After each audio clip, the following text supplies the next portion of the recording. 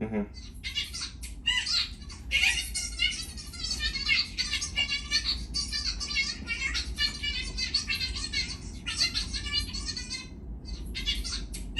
Okay. Okay. All right. Okay. I love you more. Okay. Okay. I love you more. Babe, I said I love you more. Okay. Bye.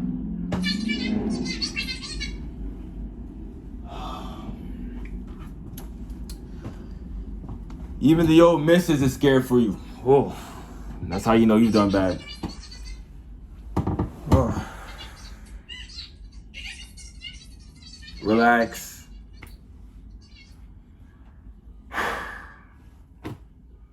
You know,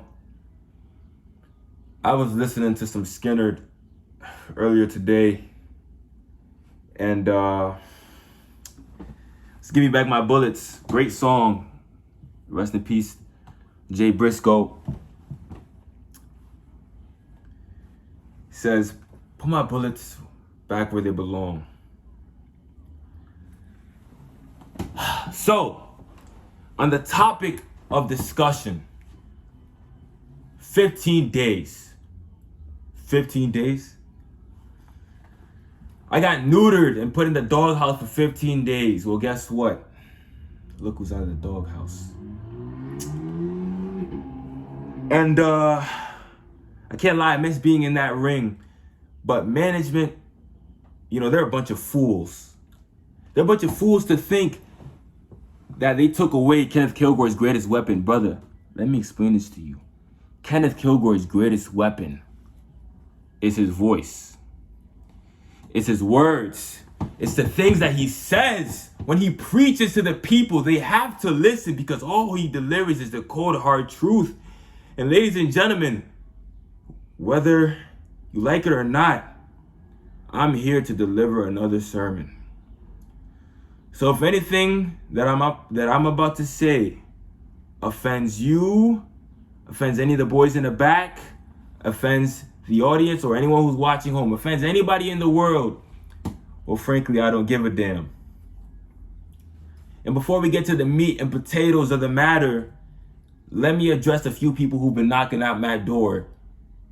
And I reckon I got an answer. Tip-tastic. Brother. And I could call you brother, because we were brothers once. When you mention Mamba and me in the same breath, do me a favor. Keep him out of it, okay? I'm not defending him now. He's a grown-ass man, unlike the person I'm about to address. I just want you to dedicate all your time and energy to me. I want you to write your verses about me. You could write a whole damn soliloquy about me so me and my fiance, as you heard, can sit in bed and just laugh at how obsessed you are. And no, you know what? I get it. I really do get it. I get why you would be obsessed with the one guy who saved your group from being the most disastrous thing to happen to the state of Texas since Waco and David Koresh.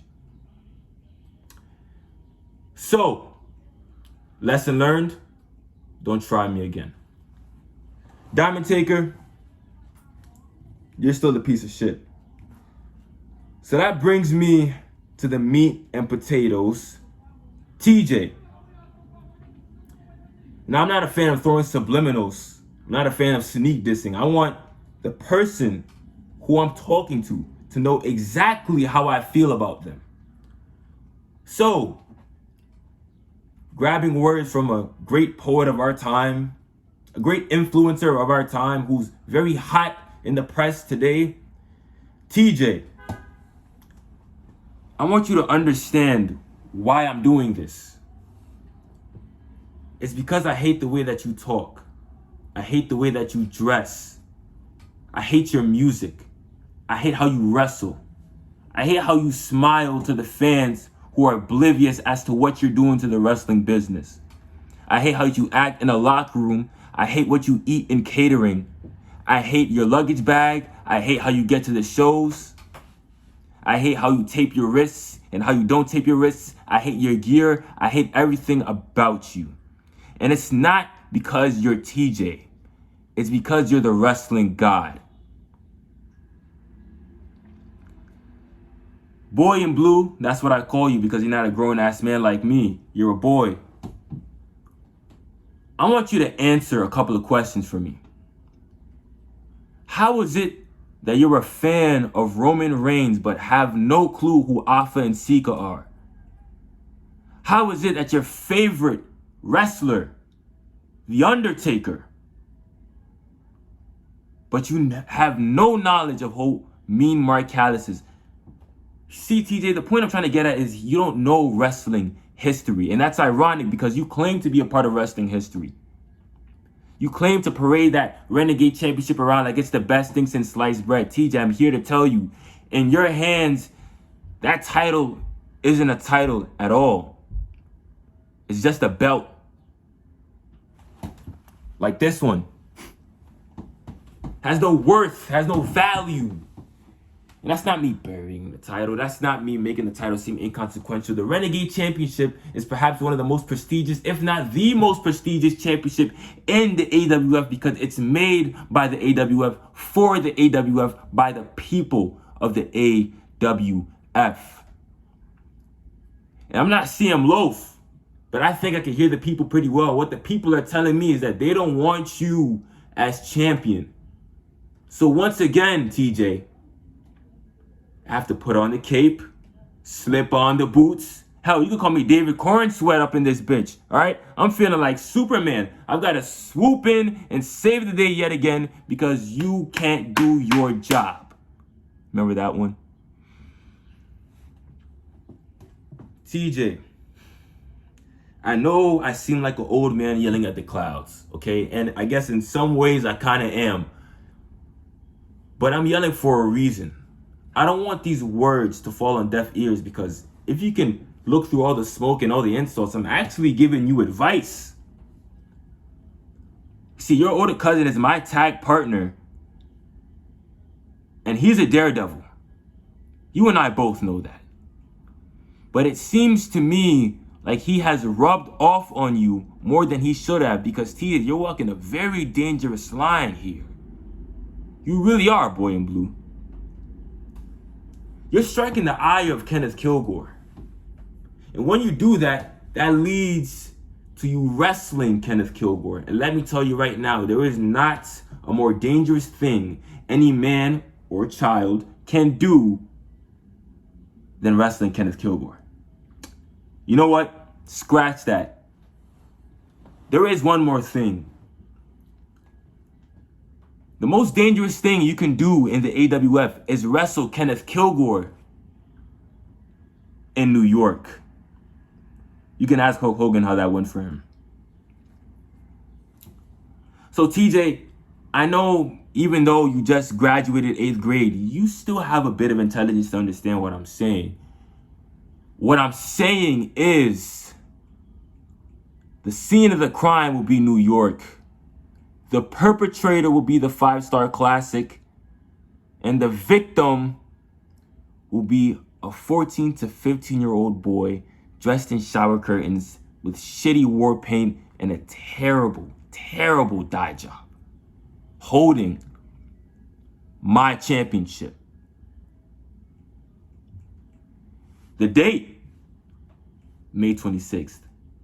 The venue, Madison Square Garden. TJ, I'm inviting you to a party. I'm cutting all the carny shit. This isn't the Kenneth Killgore show. This is me talking to you man to child. And I'm damn near just like the Fabulous Freebirds because I know wrestling history. I know the legends. I know the giants whose shoulders I stand up on. TJ, those people might as well be John Cena to you because you can't see them. I mean, I'm almost embarrassed that I have to do this to a teenager, but like I said, I'm giving you advice. I'm giving you an outlet. If you lose to me, there's no shame. I'm not Chris Jericho, but I can teach you a few things, right? I'll be your learning tree. How about that? TJ, Camera guy's bugging me. TJ, I can't lie. I haven't been feeling the best. I haven't been feeling like myself. My fiance is the first one to tell you that I love being at home. I love sleeping in silk sheets. I love wearing diamond rings and chains, but guess what? It's hard to get out of bed and train when you're sleeping in silk sheets. I know I mentioned you, but I'm not asking you to... Listen, I'm doing something here, okay? I love you. No.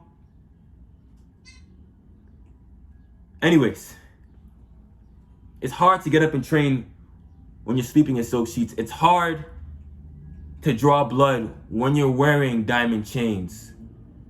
So I've got none of that on. And I didn't bring any of that to the arena with me. I'm coming here dressed in my old street clothes, my old mindset, my old Harley. Because guess what, TJ? On May 26th, if you accept, I'm gonna rip your soul from your body. I'm gonna tear you apart. This isn't Hellraiser, but trust me, Jesus will weep at what I do to you. I'm gonna exorcise a God and show the entire world that they should have been atheists the whole time. I don't mean to get religious on you, but end of days really will be your end of days. It will be your judgment day. Because TJ, I'm gonna strip you down of everything that you claim to be. I'm gonna strip you down of your godhood. I'm gonna strip you down of you being the avatar, of you somehow having an instinct. Listen, what's an ultra instinct to a killer instinct?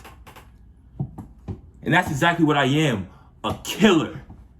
You've never seen anybody like me. You never dealt with anybody like me. I'm not here to hold your hand through this company. I'm not here to guide you through the woes of professional wrestling. I'm here to beat you down, beat you up, and take your championship. I'm gonna leave you in that ring bloodied and battered, asking why did I get into this business in the first place? That's the Kenneth Killgore effect. That's who you struck the ire of. This shit ain't a game to me. This isn't a carny show where I interview people who've been hypnotized by vampires. I'm not doing that shit anymore. I'm angry. I'm pissed. I'm mad at the fact that you think you're a better champion than me. And you can tell me to relax all you want. I'm not relaxing a damn until I get some gold. So, TJ,